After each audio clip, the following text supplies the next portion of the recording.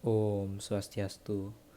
Perkenalkan, nama saya Imade Raditya Damar Putra, nomor absen 25 dari kelas 109. Dan juga perkenalkan rekan saya yaitu Ikadek Wira Arsana dari kelas 109, nomor absen 20. Di sini kami akan menjelaskan materi tentang komunikasi data dengan ponsel. Halo, perkenalkan nama saya Ika Wira Arsana dari kelas 109 nomor absen 20. Jadi saya akan menjelaskan tentang jaringan komunikasi pada ponsel. Jaringan komunikasi pada ponsel. Komunikasi data merupakan sebuah mekanisme pengiriman dan penerimaan data dari satu perangkat ke perangkat lain. Ketika kita menggunakan ponsel, baik untuk keperluan kirim pesan atau SMS, panggilan suara, maupun transfer dokumen. Di dalamnya ada mekanisme komunikasi data yang terjadi antara ponsel pengirim dan ponsel penerima. Selanjutnya ada hal yang diperlukan ponsel untuk berkomunikasi. Jadi, komunikasi data dalam menggunakan ponsel dilakukan pada BTS, Base Transceiver Station, melalui beberapa media, yaitu dengan Bluetooth, kabel data, ataupun melalui jaringan komunikasi seperti CDMA atau Code Division Multiple Access atau GSM yang bisa kita sebut juga dengan Global System for Mobile. Selanjutnya ada jaringan internet pada komunikasi data menggunakan ponsel. Yang pertama ada GPRS atau yang bisa kita sebut General Packet Radio Service. Merupakan jaringan internet pada ponsel yang memiliki kecepatan antara 35 sampai 171 kbps. Dengan kecepatan ini, biasanya hanya cukup untuk mengirim pesan yang tidak terlalu panjang. Yang kedua ada Edge atau Enchant Data Rate for GSM Revolution. Merupakan jaringan internet yang memiliki kecepatan lebih baik dibandingkan dengan GPRS karena memiliki kecepatan antara 120 sampai 384 kbps. Yang ketiga ada 3G atau Third Generation.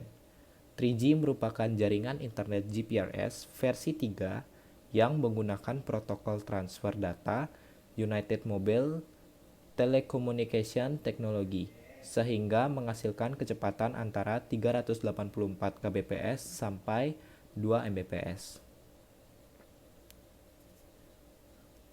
Lalu yang keempat ada HSPA atau High Speed Packet Access. Merupakan jaringan internet yang dikenal dengan sebutan 3.5G dan memiliki kecepatan 600 kbps sampai 10 mbps. Adapun HSDPA atau High Speed Downlink Packet Access atau dikenal dengan nama H+ pada layar HP kita yang memiliki kecepatan yang stabil pada kisaran 7,2 mbps.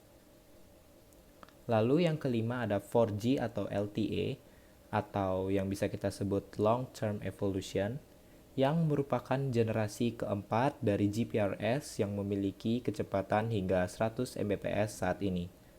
Hampir sebagian besar ponsel di pasaran sudah mendukung jaringan 4G atau LTE.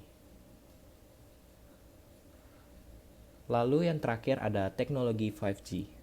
Teknologi 5G merupakan teknologi yang sedang dikembangkan dan diprediksi kecepatan maksimalnya dapat mencapai 100 kali lebih cepat dibandingkan dengan teknologi 4G atau lebih tepatnya 10 Gbps.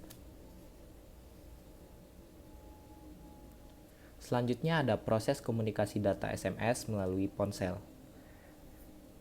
Jadi, pada gambar di atas menunjukkan ilustrasi cara kerja komunikasi data melalui ponsel.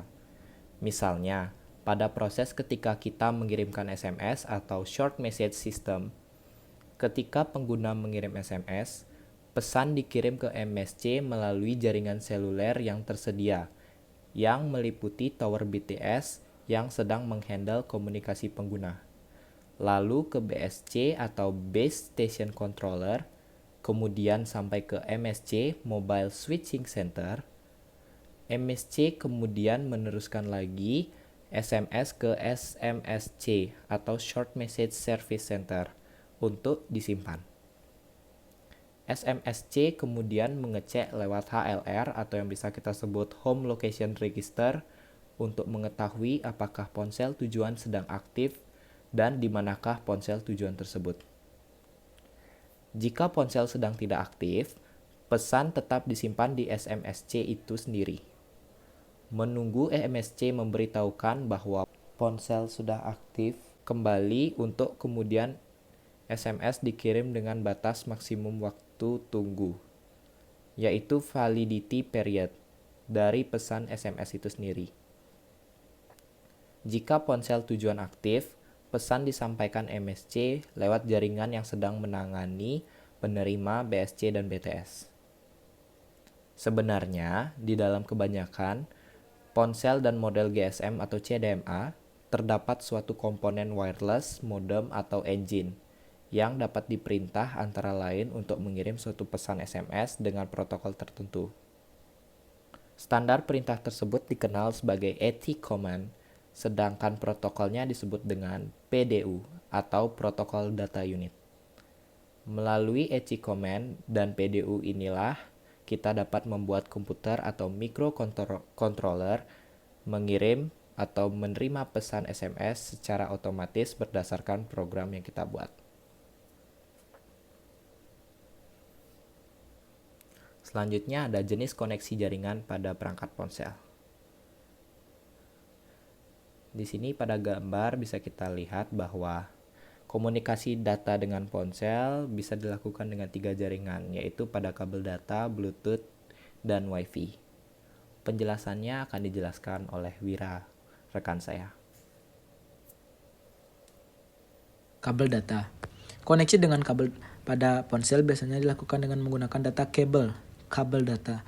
Penggunaannya lebih banyak untuk menghubungkan ponsel dan perangkat komputer atau perangkat lainnya yang memiliki port USB.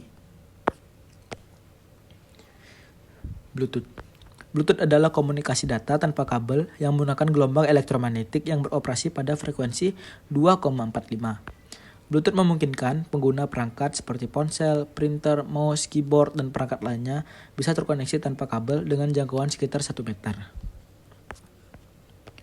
Wi-Fi. Koneksi data dengan jaringan tanpa kabel menggunakan teknologi Wi-Fi merupakan jenis koneksi yang banyak digemari. Alasan utamanya ialah karena bandwidth-nya yang besar dan hemat energi baterai. Kapasitas bandwidth maksimum sangat bergantung pada jarak dan data rate dari perangkat access point. Lalu selanjutnya ada proteksi data saat berinternet. Apakah kalian menggunakan media sosial sebagai salah satu sarana komunikasi? Dan tahukah kalian bahwa saat menggunakan media sosial, pesan yang kalian kirimkan itu dienkripsi? Yang ini artinya, setiap pesan atau panggilan yang dilakukan melalui media sosial dienkripsi untuk melindungi pesan supaya tidak diketahui oleh orang lain. Pada gambar di atas, pesan yang dikirim oleh Budi berpotensi diketahui oleh orang lain sehingga kerahasiaan data jadi tidak terproteksi dengan baik. Inilah pentingnya enkripsi data ketika kita terkoneksi dengan jaringan internet. Kita harus memastikan bahwa aplikasi messenger yang kita gunakan memiliki fitur enkripsi supaya data yang kita kirimkan aman, terproteksi, dan tidak bisa diketahui oleh orang lain.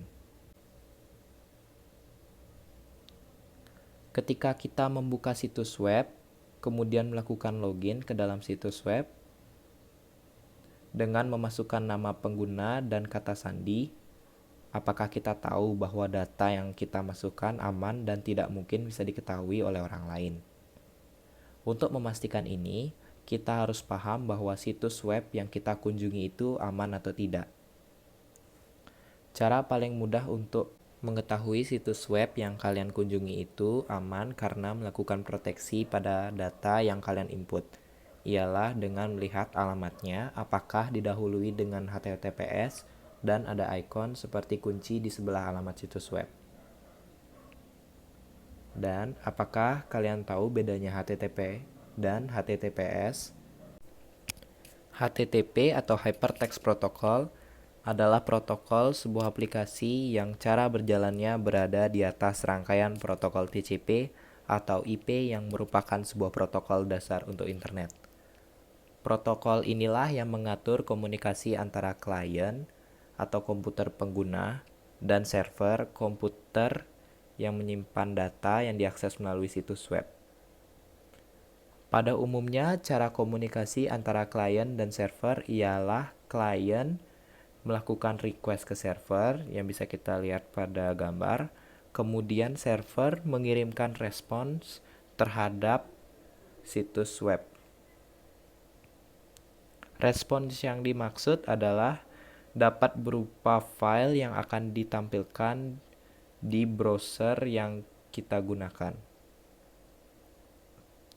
Semua kegiatan tersebut diatur oleh suatu protokol HTTP. Namun sayangnya HTTP tidak menjamin keamanan data sehingga ada potensi data yang bisa dimanipulasi.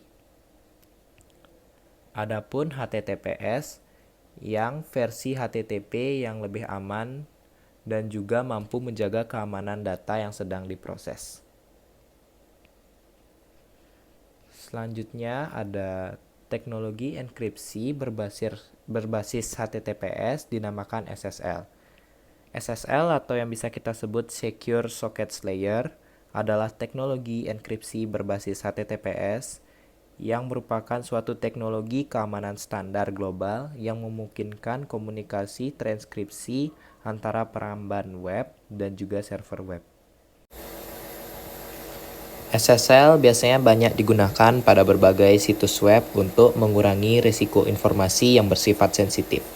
Misalnya, nomor kartu kredit, nama pengguna, kata sandi, email, dan lain-lain. Dari pencurian atau perusakan oleh peretas dan pencuri identitas. Sertifikat SSL berfungsi untuk mengotentikasikan identitas situs web untuk menjamin pengunjung bahwa situs web tersebut bukan merupakan situs web palsu sekaligus mengenkripsi data yang sedang dikirim. Pada website yang dilengkapi dengan SSL, ketika kita menekan ikon kunci, akan muncul informasi tentang validitas dari sertifikat tersebut. Selanjutnya ada contoh situs yang memakai SSL. Bisa kita lihat pada judul web ada gembok hijau. Jadi pada tulisan PT Web Media Teknologi Indonesia ID terlihat bahwa di sana ada gembok hijau yang menandakan bahwa situs ini menggunakan SSL. Selanjutnya ada contoh situs yang tidak memakai SSL. Bisa kita lihat pada judul webnya, terdapat tulisan not secure atau your connection to this site is not secure, yang menandakan bahwa situs ini tidak memakai SSL. Baik, sekian pemaparan materi dari kami. Kami ucapkan maaf apabila ada kesalahan kata, baik disengaja maupun tidak disengaja. Dan juga kami ucapkan terima kasih atas kesempatannya. Dan kami tidak lupa mengucapkan Paramu Santi. Om Santi, Santi, Santi Om.